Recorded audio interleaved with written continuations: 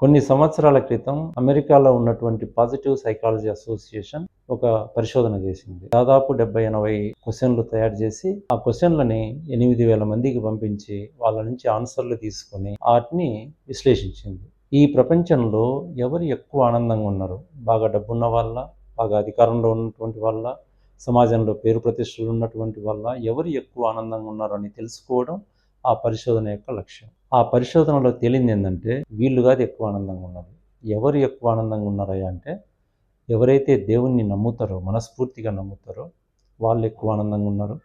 వాళ్ళు తమకు వచ్చిన కష్టాలన్నీ దేవుడే తీరుస్తాడనే నమ్మకం వల్ల ఆనందంగా ఉన్నారు. రెండో గ్రూపు ఎవరైతే తన చుట్టూ ఉన్నటువంటి మనుషుల్ని ప్రేమిస్తారో, ఇష్టపడతారో వాళ్ళు ఎక్కువ ఆనందంగా ఉన్నారు. అంటే మన చుట్టూ ఉన్నటువంటి మనుషుల్ని మనం ప్రేమించడం వల్ల మనకు ఆనందం లభిస్తుంది. మిర్చి సినిమాలో ప్రభాస్ ఒక మాట అంటాడు, వీలైతే ప్రేమిద్దాం డూడ్, పోయేదే ఉంది, మహా అయితే తిరిగి ప్రేమిస్తారు. ప్రేమించండి డ్యూడ్, మహా అయితే తిరిగి ప్రేమిస్తారు అని. మీ చుట్టూ ఉన్న మనుషుల్ని ప్రేమించండి డ్యూడ్,